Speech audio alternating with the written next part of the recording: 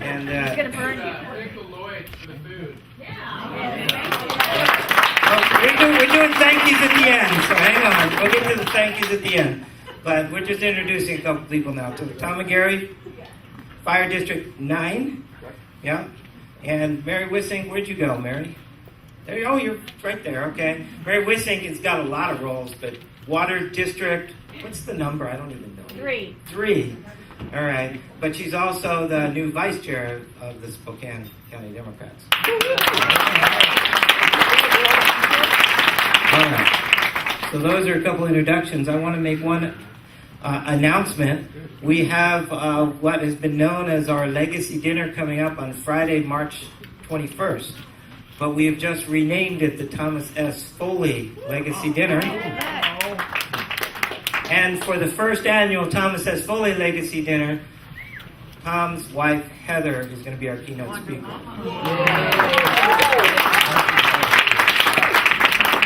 She's in Barbados right now, but she and I are talking in about a week about all the details, and she's looking forward to it a lot. So, yeah. So I hope you can all make that. I do not know, but... All right. Well, we want to get to the candidates, so I'm going to just take a moment here and introduce our moderator for tonight, Christine Johnson. Christine is the Vice President of Development and Community Relations at Planned Parenthood of Greater Washington and North Idaho, and that fits on a business card? She attended the University of the District of Columbia and Dixie State College of Utah. With a history of nonprofit service on various boards and commissions, she ran for office in 2006 and served 2 terms in the Utah House of Representatives as an openly gay elected official in Utah. Following legislative service, she was executive director of the LGBT advocacy organization South Carolina Equality, and in January 2012 was honored to present a TEDx talk entitled Say Yes. So that's the formal kind of introduction, but Christine and I haven't known each other for a really long time, but if you get 2 minutes to talk with her, you see how polished and professional and energetic and focused she is. And I thought to keep candidates who just, want to go on and on because they want to serve the party in line, I thought the skills that Christine would bring to the table and her understanding of what this political event is about would really help us today. So I'm going to turn things over to Christine, and she'll lead us from here. Thanks. Thank you. I have made a request to potentially get the soundboard moved just to the right of Jaxson if possible. I don't know if our sound person. The problem is your board. I know, that's why I wanted the soundboard moved over a bit if possible. We can. I just wanted to be able to see the candidates in case somebody sees. Okay. Yeah, don't turn your back. Welcome, ladies and gentlemen. No problem. Hold on. Just give me a moment. I guess I should have logistically worked it out. So much for being polished and composed and together.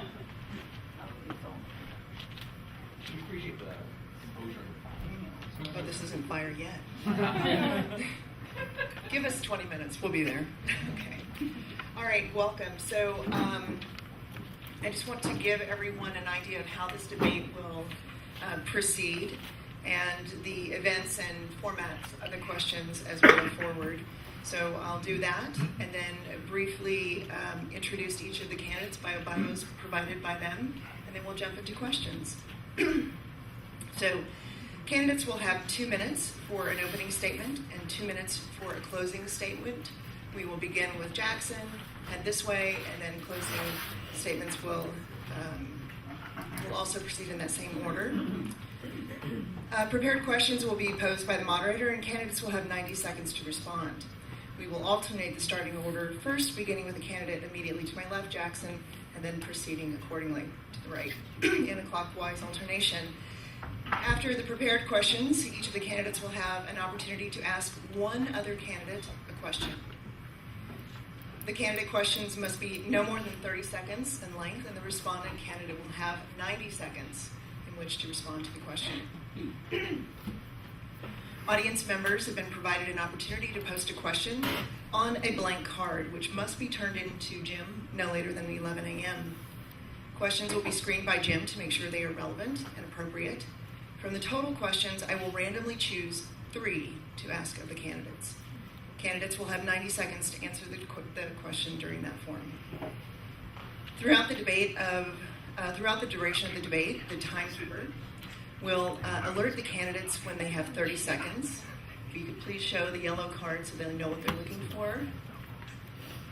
And then when your time is up, you will see the red card. With rules now in place, let's begin. Immediately to my left, we have Jaxson Ravens. Jaxson currently serves as the executive director for the Washington State Democrats. He's worked for the Washington State Democrats since 2004. Prior to this, he served as the executive director of King County Democrats from 1998 until 2000. Jaxson grew up in nearby Missoula, Montana, and is a proud and loving member of a diverse family with a history of hard work in the social justice and labor movements. Growing up in this environment shaped his early commitment to the values of the Democratic Party and his community. To Jackson's left, we have Jay Clough. Jay Clough is a Marine graduate of Central Washington University, where he received 2 bachelor's degrees, and the 2010 WSDCC endorsed candidate in the Washington's 4th Congressional District. Jay is formerly a board member of Mid-Columbia Master Singers and Hanford Ranch Interpreters Center's Capital Campaign Steering Committee, and is currently the chair of the Washington State Democratic Chair Organizers, chair of the WSDCC Veterans and Military Families Caucus, chair of the Benton County Democratic Central Committee, and in 2011 was appointed by Governor George Gregory to the Hanford Area Economic Investment Advisory Fund Advisory Committee, where he serves as chair of Public Loans Subcommittee. To his left, we have Jen Kainber. And from 1994 until 2003, Jim served as the executive director of the Washington State Democratic Party. Jim worked to increase annual donor revenue from $350,000 to over $1.4 million. During this period, the party increased its donor base from over 8,400 people to 58,000 people, and Jim ran a statewide coordinated campaign that pushed aggressive field operations in 11 competitive legislative districts. In 2008, Jim stepped forward as a volunteer coordinator for the state effort to elect Hillary Clinton.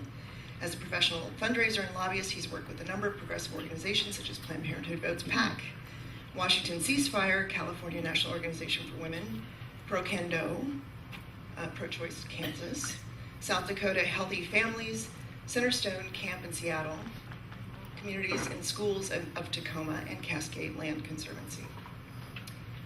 Lastly, we have candidate Dana Larent.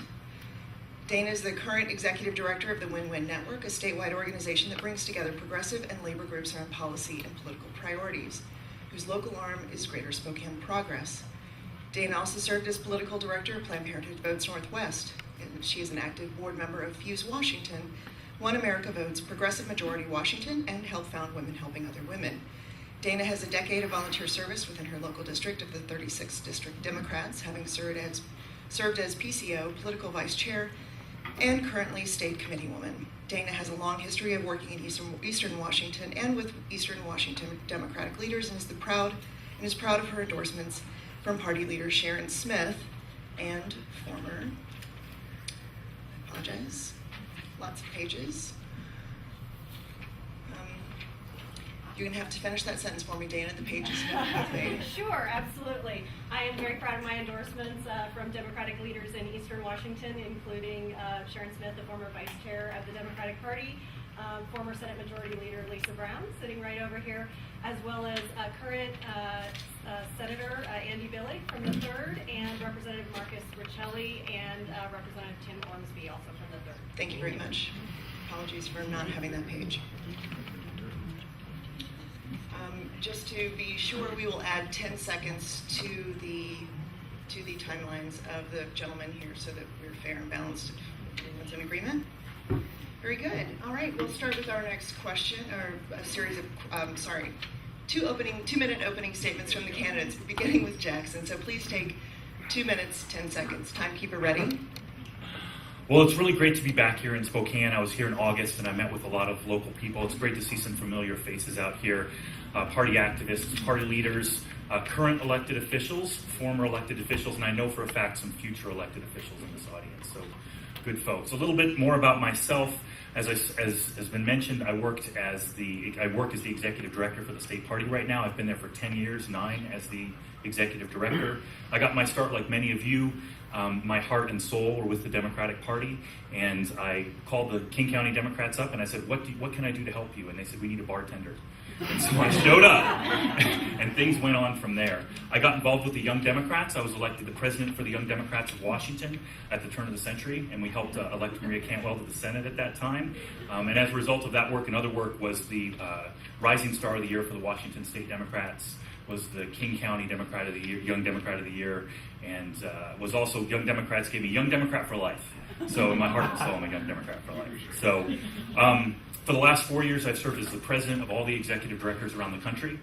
I was elected to that position unanimously twice, so I've done a lot of strategic planning and work with states and local party organizations and state party organizations around the country. I've been really proud of that. I have another life outside of politics, thank goodness, like many of us do. We get involved in the things we care in, and mine's about volunteer and community service. I've been very involved with the Red Cross, with the United Way, with the groups called the Hands On Network. We did some relief work in Biloxi, and we did a variety of relief work around the King County area. Currently, I serve as the president of the board of a school called Sanka, the School of Acrobatics and New Circus Arts, which is the largest circus school in North America, in Seattle. I know I look like an acrobat, but we, in 2009, our budget was $650,000. This year, $1.5 million. So we've done a lot of good fundraising in tough times, and we did it for an organization that has heart and we care about. In 2011, I was honored to be awarded, along with some other individuals, Washington State Volunteer of the Year for my commitment to community service. So political experience, my heart's in the right place. That's what I care about and what I believe in. So I look forward to talking to you more soon. Thank you.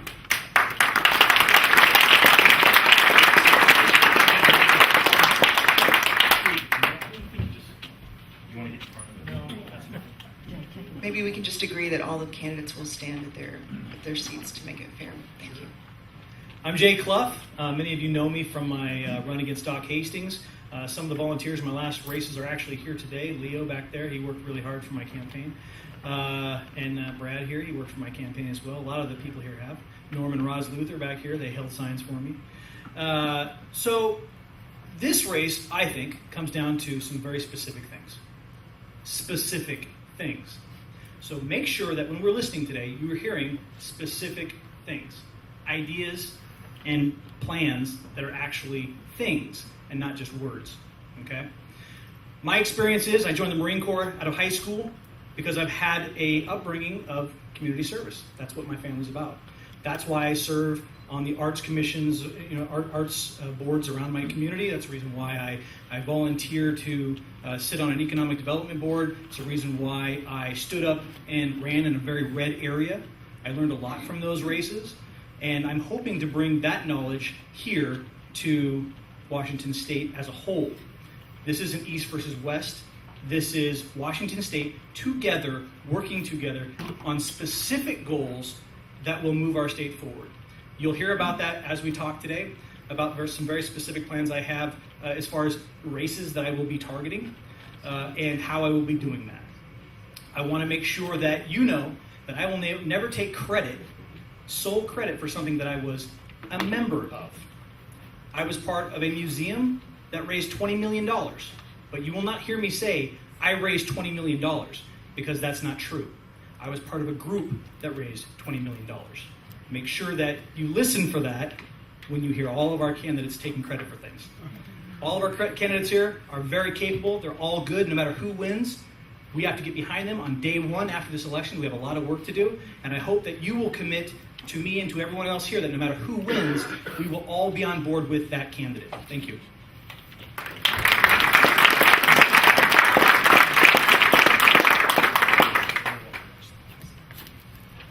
Hi, my name is Jim Kainber. It's wonderful to be back in Spokane. I have to do a mea culpa. Who was at the convention where we served the peanut butter and jelly sandwiches? Does anyone remember that? Well, I was responsible for that as executive director of the Democratic Party. So my apologies once again to Spokane. Charlotte Coker was kind enough on my exit from the party staff to do a big presentation of lots of peanut butter products in front of the state committee. But I'm honored to be back here. I'm honored to be a candidate for the Democratic Party chair. I do want to just clarify one thing in my bio, and I don't know how this slipped past. I was the development director for 2 years and the executive director for 6 years, so I was at the party for 8 years. I want to talk a little bit about some of the things that I'm very proud that I helped create in this Democratic Party. And I could go on forever, but I probably only have a minute and a half left. But during the time I was executive director, I came in 1995, right after the Contract on America wiped out this Democratic Party. And we had absolutely nothing. We had a crab feed and we had a holiday party, which was a money loser. While I was there, I created much of what you now know about the Democratic Party in this state today. I created and named the Maggie Awards. I created and named the Rosalini Dinner. I was the driving force behind creating our annual business luncheon, which became a very profitable event for the Democratic Party. I created the model for the PCO conferences, and when I was executive director, we took those PCO conferences on the road. We had them in Ellensburg, we had them in Yakima, we had them in the Tri-Cities, we had them in Spokane, Clark County, and Whatcom County. We did them around the state. I was very proud to have taken our message and our trainings out of Seattle. In the Seattle area. So my track record, a proven track record of running this Democratic Party and building the donor base from 8,000 to 58,000 while I was there is kind of what I'm running on. I did this job, subsequently have had a lot of professional experience we'll talk about more, that gives me even more background in running this Democratic Party. Thank you.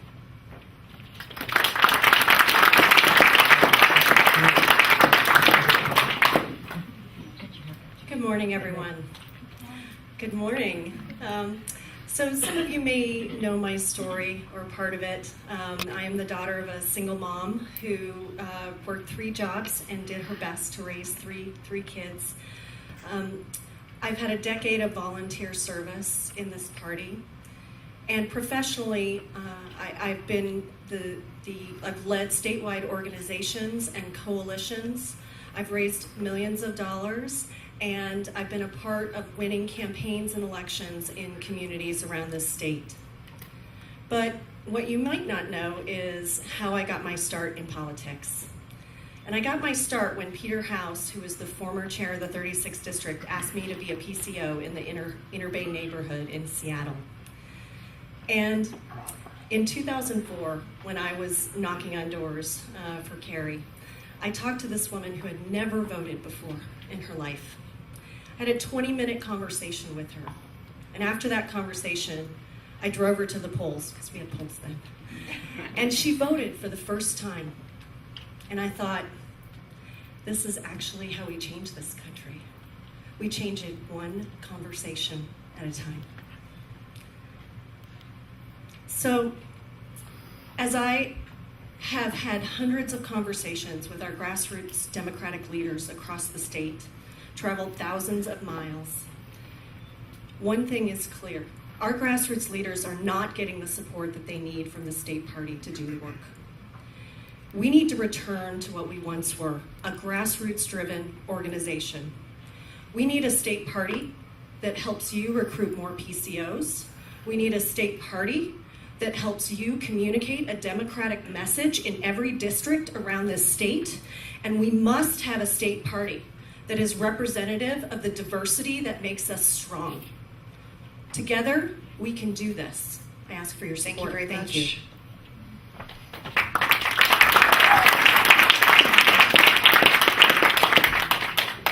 Okay, candidates, just as a reminder, you'll have 90 seconds to answer the following questions. We'll begin this with Jaxson. Why do you think we lost the Senate in 2014? And tell us your plan to take back the Senate, specifically addressing recruitment and expanding and motivating the Democratic base. Can you repeat the question? Certainly. Just slow down just a little bit. Absolutely. Why do you think that we lost the Senate in 2014? And tell us your plan to take back the Senate, specifically address recruitment and expanding and motivating the Democratic base. 90 seconds, oh my goodness. There were obviously some key districts where things did not go very well for us. We did what we could. We had some good candidates that we were supporting there, and we could have and we should have done more. I think that the fundamental goal of the Democratic Party is really to move our values and our platform forward, but in order to do that, we need to elect Democrats, and in order to elect Democrats, we have to recruit them. The heart of recruiting Democrats is strong local party organizations, and you can take a look around this room and see that the Spokane County Democrats are a good example of that. We need to take the model that you guys have here and the type of energy and enthusiasm that you have and make sure that we can take that to other Senate districts, some of the ones where they're really going to be facing tough races for the defense, some of the ones where we have seats that we can take coming forward, and we need to replicate this model and support the work of the local party organizations. The state party can best do that by really providing some robust training, making sure that the voter file is strong and useful, making sure if possible to raise money for matching funds so that local parties can open offices, making sure that the work that they do, whether it's fundraising or digital media or whatever, that they have full support from the state party, and that if they have any questions, that the resources are available for them to basically develop not only the Democratic Party, but really reach out and develop the Democratic community at large. That's the only way we're going to recruit candidates, elect Democrats, and increase our majorities in the House and take back the Senate. So I think taking back the Senate, we need to really focus on not just 1 or 2 seats, because we always end up being beholden and being held hostage by a couple of turncoats. We need to really increase our majorities large enough, and I'm done. 90 seconds.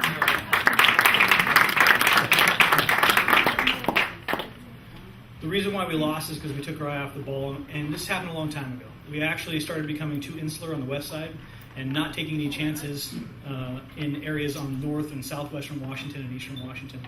There was a time in eastern Washington where this was even much more blue than it is right now. So why we lost, I'll give you an example of why we lost. Nathan Schlicker's race in the 26th was a winnable race. But the state party did not even get into his race until, I think it was September before the November election. They waited to the last minute to get in with any kind of monetary help. And that was a mistake because he was a candidate that could have won if he had gotten the momentum early enough. So how do we win back the state Senate? Well, that's something that I talk about a lot. There's specific races that we need to focus on. So the 26th, Nathan Schlicker's race, is a race that I want to focus on. The 35th, Tom Sheldon's race, everybody knows that guy's got to go. The 41st, Litzau, only won by 0.32%. That's a race that we could actually find those numbers of who didn't vote in 2010 and make sure they vote in 2014. Andy Hill, the 45th, he only won by 1.94% of the vote. I've already given information to that LD on how they can win the specific voters that they could harass and try to get them out to vote in this next election cycle. The 48th, Rodney Tom, he's got to go. And so what we do is we win those races. Once we win those races, we springboard to get legislation passed, the Trust Act, the Voter Registration Act, and that's my time.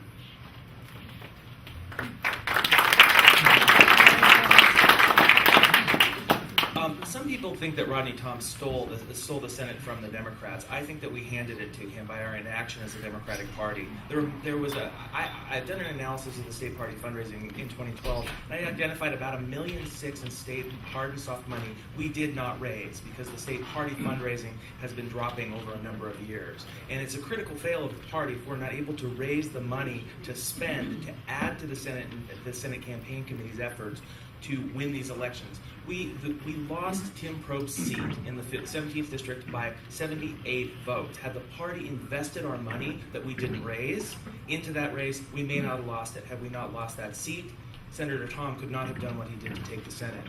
I think that recruitment is an important issue, and I want to address that piece of the question. I think it's critically important that all of these outside groups, including the caucuses and the local party organizations, work directly with local party organizations. So they are not stepping outside of our party role. I've already had a conversation with the executive director of one of those campaign committees, and I said, you've got to make sure you're working with the local party organizations, because if you're not invested in these candidates, you're not going to get behind them, and then we're not going to win. We need to work as a team, and that's critically important. We do have candidates in the 28th district, I believe in the 45th and the 48th, if not others. So we do have a robust team already in place that are working with the local party organizations that have come up through that process. We have a chance, and I think we can do it. Thank you. We have got to get away from this cycle of feast or famine coordinated campaigns. And we have to have an ongoing and sustained conversation with not just our base, but the voters in the middle.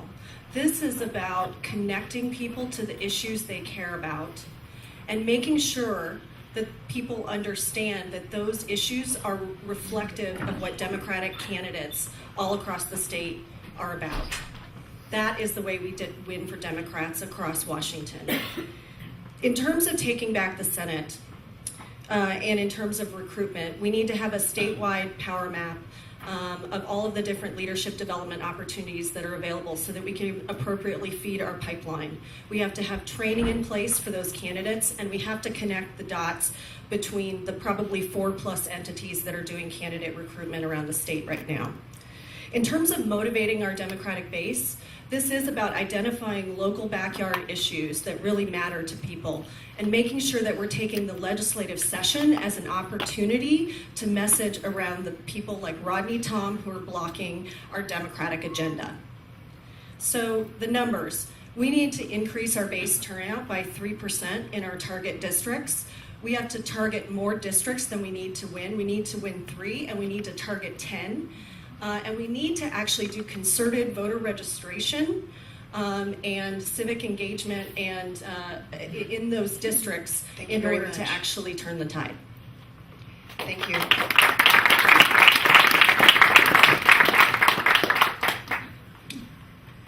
Okay, this question will begin with Jay Clough, and I'll just remind our candidates to please be mindful of their time. I realize 90 seconds is not very long, but thank you. The Spokane County Democrats talk about building the party from Spokane out into other parts of Eastern Washington. As chair, how will you support and expand Democratic Party strengths in Eastern Washington? And please include specific tactics and strategies you will implement. We'll begin this question with Jay Clough. So I'll continue what I was saying before. We passed the Trust Act, the Voter Registration Act, the DREAM Act. We move into Franklin and Adams County and Yakima County that all have high Latino populations. So Franklin and Adams County, for example, have more than 50% Latino populations. We go into those areas, we've had a big blue flag in those areas, and we support Spokane by giving them allies in the eastern part of in Washington State. Now, running a race in eastern Washington is completely different than running a race in western Washington. The way that you speak about things here is different than the way that you speak about things there, and you need to have a chair that can speak in both of those ways. And so having a specific plan, like the question states, is important. You have to have the targeted races. And then what? And then what? And then what? We can't just say, oh, we want to win races. We want to work hard and then tell you everything that is butterflies and kisses.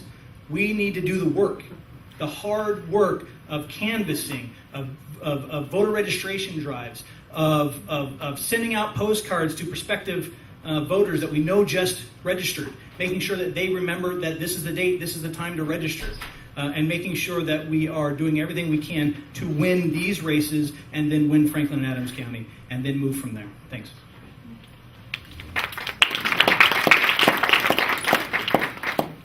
I don't know what butterflies and kisses means, but I like that. That's the first time I've heard that in all the times we've been together. Building from Spokane out, I think it's absolutely critical. There's an important fact I bring up in all of these meetings, and that is that there were 22 seats for the Washington State Legislature where no Democrat filed in the last election in 2012. That is a critical fail of this state Democratic Party because many local organizations do not have the capacity to recruit those candidates and get them on the ballot.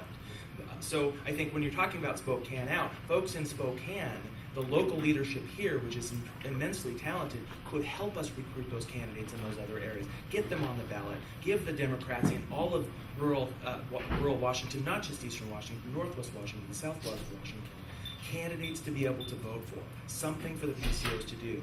It's absolutely critical. I have put together a plan that as I've been meeting with you one-on-one, I share with you to help us win in rural Washington. It's very specific. I take 4 districts per year and invest the state party resources in building those local organizations. Many districts in central Washington don't currently, in eastern Washington, have the capacity to recruit local candidates. We need to recruit candidates for school board and city council, get Democrats elected without a D behind their name, get them ready to run for the next level. We've got to do this work in Central and Eastern Washington if we're ever going to build a sustainable party outside of Spokane. Thank you.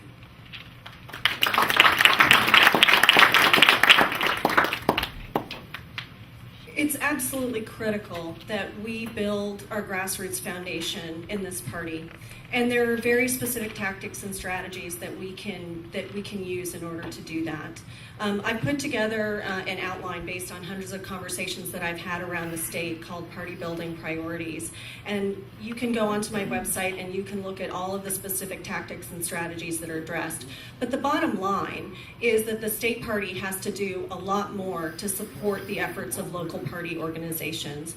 There are specific things that the party can be doing from an organizing perspective in terms of making sure that you all have targeted lists for PCO recruitment and to make voter outreach more efficient. There are specific things that we can be doing, like making sure that we've got at first volunteer regional field directors in each of 10 congressional districts around the state, and then build to put those people on staff so that we can get away from our feast and famine coordinated campaign cycle and always have a dedicated person who can be a part of organizing in that community and helping to build the organizing capacity of local party organizations. And we need to do a better job and have some communications capacity and a communications director at the state party that's helping our local districts deploy a democratic message across Washington state. That's what we can help to do to build the capacity of the local parties to do the work on the ground.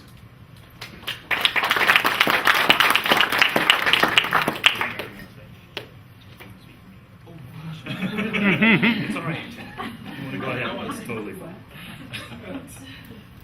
I'm going to be very specific. We've heard a lot about plans and local parties and grassroots organizing. I think building from Spokane out, a perfect example of that is what you just did here at the Spokane County Democrats, what Jim led, the program in the 6th Legislative District to really build a much more robust voter file. It's off year. You've got a lot of young Democrats who are working on campaigns. You want to keep them going. You want to keep them involved. So, and where's an area where we need to build out? 6th Legislative District. We're just running for Senate there. We need to support his work. So Jim came up with a plan to hire some young Democrats. I know that Trevor Paris led that project. And Jim called me up and said, how are we going to raise money for this? And I said, let's do some matching funds. And I think originally he said about $2,500. So I said, let's make it $5,000 and see what we can do. State Party bought into that program, came out and talked to Jim about that. Jim came talk to us at the State Party. And through the work that organization did, you were able to target and identify and update the voter file profile of 660 Democrats here in Spokane. And it's that kind of programmatic work, that kind of leadership, the kind of support from the State Party, and the kind of work that makes a huge difference that we need to start replicating in other places. It's the success you had with that and the success we're going to have in the Senate race that we're going to be able to build on. So I just want to be very specific about the kind of things that you're doing and how the State Party can support that and how that sets an example in leadership, programmatic leadership. It builds capacity not only with identifying people, but it trains your future campaign organizers and makes a huge difference in Eastern Washington. So thank you. Thank you for all of that. It's much appreciated.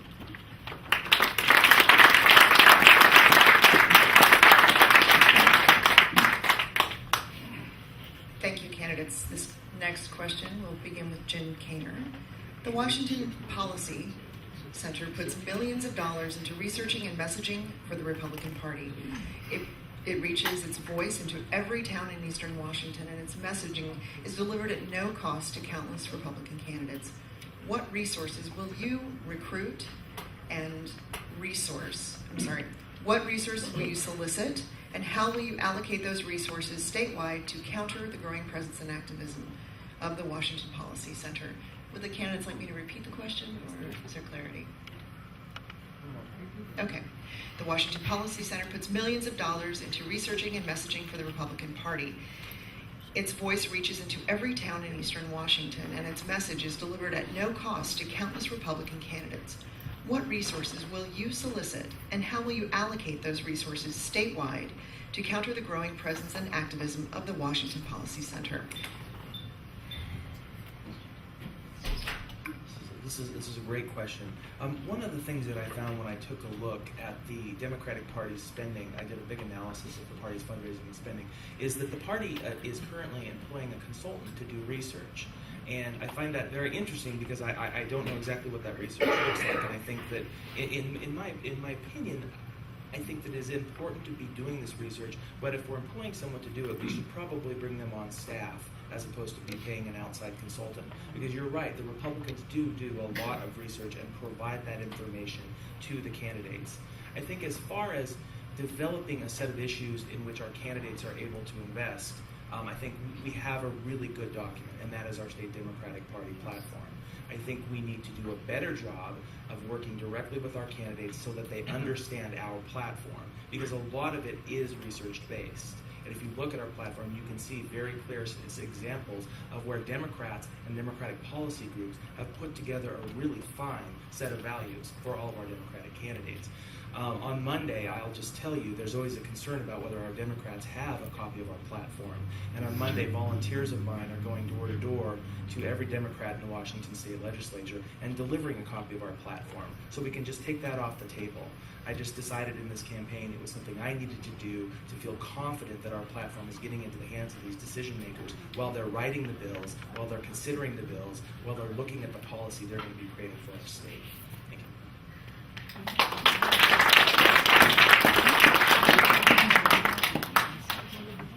So before we reinvent the wheel, let's be smart about how we use our resources. We actually, in the Democratic and Progressive community, have the Washington Budget and Policy Center that exists, and they put out a lot of great research, particularly around, obviously, change in our tax structure and how we can really have a Washington state that takes care of all families. I think the real question is we need to have a Washington State Democratic Party that is taking an active role in a conversation about how we change our most regressive and inflexible tax structure in the country.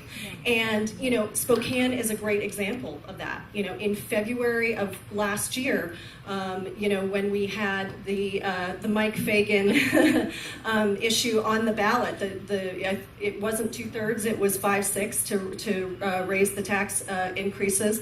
I worked in my capacity at Win-Win and through Greater Spokane Progress and many partners on the ground to have a conversation with voters about how we should not be passing that local ballot measure.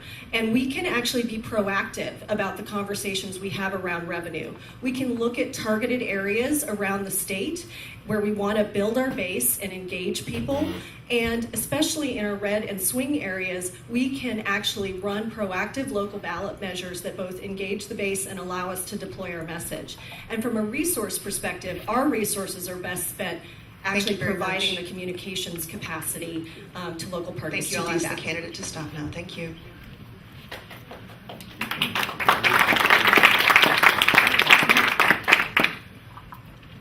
Two things, resources and how do we mobilize those. Resources, I think the state party has a lot of great resources already, and we need to activate them a little more effectively. Everybody in this room is a resource for communication for the Democratic Party. And all 176 members of the State Central Committee are very valuable resources for the state party, and especially in terms of communication. I'm very proud over the last several years of the type of organization that we've developed in regards to taking the values that are inherent in our charter and platform and keeping those current with our process of resolutions. We've been sending out our resolutions, we've been making them known, we're getting feedback, we're getting press on it, and I know a lot of people in this room have worked very hard, not only on those resolutions, but on the platform. The next step, one of the questions we often get is, do you think the state party should have a legislative action committee? And I think absolutely, we should have a 176-member legislative action committee. Every single state committee member in that room needs to take the messaging that we're doing, that we're developing in-house, and needs to take that back to their local parties, find out what messaging works for them in their local district to support their candidates and support the Democratic community and move that forward. We need to be responsible for that. We need to live up to that potential. We've got the resources here in-house. There's a lot of other stuff out there, but I know that all of you in this room are listening to those voices, and you need to filter that a little bit for what works for you locally. I was meeting with the Yakima County Democrats, and they said it's all about radio with the Latino community. And so, we need to be responsible. We need to provide them with develop the resources that they have and help them use those communication technologies to be more effective in getting those kind of messages out. So thank you for being resources. I much appreciate it. Thank you.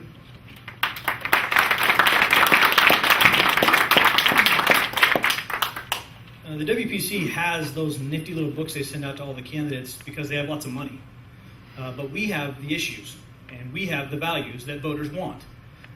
We need to entrust our candidates with the resources that Jaxson says the state party has. But as a candidate myself, I never got those resources. I never got polling data from my community. I never got any kind of help from the state party other than monetary, which was very little to begin with in the first place. So if our candidates are going to start doing well, they need to have those resources that Jaxson says we have. That's not happening. Our candidates are our best voice. If we want to talk about our issues and get them out in front of the public, it's better than a little book. Our candidates can be talking about those issues. But we have to give them the resources that they need to speak on those issues and give them the flexibility to speak to them in a way that their community understands and goes to their hearts rather than their brains. Democrats have a tendency to speak to people's brains rather than their hearts. I'm sure that a lot of you have heard that before. We need to give our candidates the opportunity to speak on those issues, but we cannot do that if the state party does not give us the resources to do that. And as a candidate, the only candidate here that has run for office, I can tell you that's a shortcoming of the state party.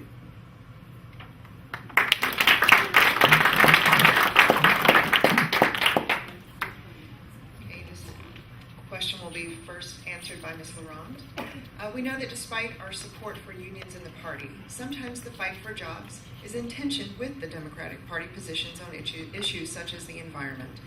How do you view these tensions, and where are our opportunities to strengthen the Labor and Democratic Party relationships?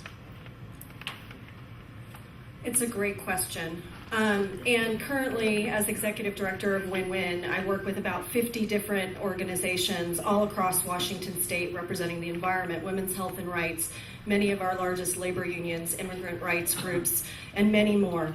And I can tell you that they don't always agree. And it is my job as the leader of the organization to have proactive conversations when I see potential issues arising. Whatcom is a great example. We had the coal train issue, a very motivating issue to many folks in the environmental community and the community in general. And we had a number of our labor partners that were in favor of the coal trains. And I knew this was going to be an issue. And so I sat down with our leaders and our friends from both the environmental movement and the labor movement and asked our friends in the labor movement to stay neutral because the candidates that were going to be elected on the Republican side in Whatcom were anti-labor candidates. It was not going to be good for anyone. And so the state party chair needs to take an active role in having these kinds of proactive conversations to head off these discussions. We have to work together as a movement in order to succeed. Could you repeat the question again? I just want to make sure I got the nuances of it. We know that despite our support for unions in the party, sometimes the fight for jobs is in tension with Democratic Party positions on issues such as the environment. How do you view these tensions, and where are our opportunities to strengthen the Labor and Democratic Party relationship? Okay. First of all, I think it's important to recognize and appreciate the fact that the Democratic Party really owes a lot of its strength and shares a lot of its values with our union brothers and sisters. We are the party of the unions, and we are proud of that, and that's right here. Okay, we're really strong. And I see some great, I know Brad Taylor's the chair of the Labor Caucus for the state party. And I also know that the environmental issues are very near and dear to our hearts, and it's kind of hard. How do we find that balance? And again, I turn back. We have a very strong state central committee. We have some very strong caucuses. There are Labor Caucus, and we have members who are very committed to the environmental issues in the community. And when those issues come up to us at the state meetings, whether in the resolutions committee or in the platform committee, we have those discussions, and we come up with ways to find not necessarily an agreement that makes everybody happy, but an agreement that's responsible, that's thoughtful, and that's reflective of the voices, the different voices, not only in those caucuses, but of the party around the entire state. And we produce resolutions and other materials out of that. And it's that process, the state party, and again, all of our state central committee members need to listen to those voices, be part of those conversations, and take those resolutions and issues that we've moved forward and share those with the wider community, our electeds and our candidates. And it's the state chair's role to facilitate those conversations, to be a champion for those decisions, and to make sure that we don't lose our way, that we stay focused on what's true to us. Our support, our love, and our appreciation for what labor does, and our commitment to our environment, and having a Time. been a wonderful life. Thanks. Thank you.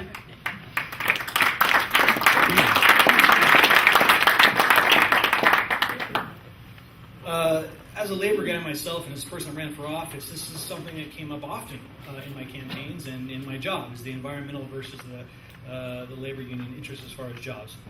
I'll tell you this. Most of my labor friends, my brothers and sisters, would be happy if our Democratic elected office holders would stand up for basic labor rights. What we saw, for example, with elected officials stepping into the machinists' negotiations was not productive. Yes, there is tension between environmental issues sometimes and labor jobs. But I think a very good first step would be for them to, them being the Democratic Party, us, to more fully support our Democratic constituencies like the labor organizations in those things that are most fundamental. The right to organize, the right to negotiate for their wages, and to stand up for them no matter what they decide. There's going to be disagreements in any family.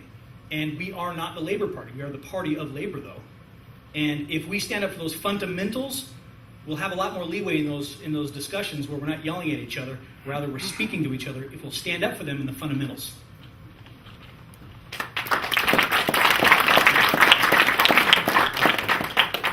I think everyone in this race has a labor credential or two. I actually came to the Democratic Party through my mom's work with the State Employees Union, and she was a shop steward, and I used to be, as a single mom, drug me to these meetings, and I started getting active and interested, and was actually a youth delegate to the State Labor Convention one year. But these tensions are very real. When I was at the Democratic Party, I wrote a fundraising letter where I took a whack at the Battle Mountain Gold people injecting cyanide into the ground to produce the gold. And about a day after that came out, the party chair at the time got a very, very upset call from the president of the State Labor Council. And that was my crash course in the conflict between environmentalism and labor. I think just as a Democratic Party chair, you can set a tone where you can work with the various groups, as some have talked about. I think the chair should try to head off those issues of the past, get in front of them, bring people together, and at least start the dialogue. Because a lot of times we're sniping, we're attacking, we're poking, from our very special interest perspective. So I think one of the greatest services the party chair could provide is someone who can bring together the groups. They're not always going to agree, but at least begin the dialogue so that the sniping can end and people can come to a happy medium on some of these key issues that are so important to our party.